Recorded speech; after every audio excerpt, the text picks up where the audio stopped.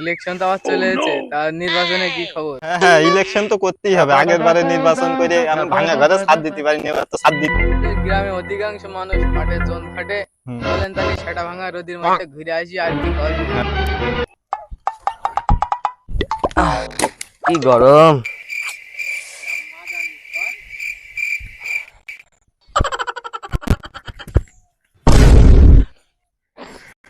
এই গরমে একটু ছায়ে যে জিরিয়ে আসি, আজকে যে সেটা একটু ছায়ে যে জিরিয়ে আসি। কি গরম, এই গরমে একটু গাছের তলায়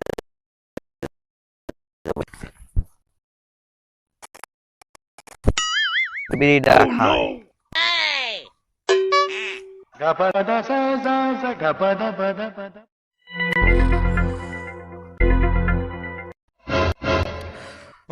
সেবার বিড়ি অর্ধেক গেল ফুরিয়ে, এখন তো বউ আমার বাড়ি গেলে দেবেন ঝাঁটা।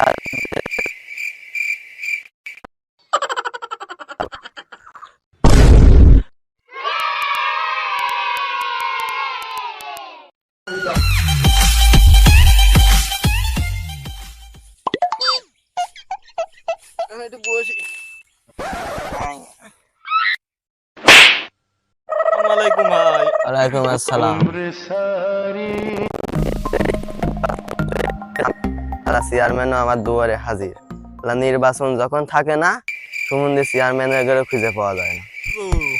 কি আর ভাববো, রয়েছি তা তোমার তো ঠিকই ভাবনা। তুমি চেয়ারম্যান রয়েছো বলে তো আমার সঙ্গে আমার বাদ দাও, আমি আবার ভোটে দাঁড়াবো।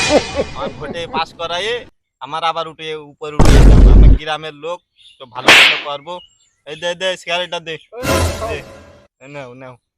তুমি আমার এই বিড়ি খাওয়ায়ে 3 বিঘে জমির গায়ে মেরেছো, শুধু আমার এই ভিটে বাড়িটাই আছে। এখন তুমি সিগারেট খাওয়িয়ে ভিটে বাড়িটাও লুটে পিঠে নিতে চাও। চিন্তা করো না, এবারে নির্বাচনে পাস করলে সারা বছর বিড়ি খরচ আমার।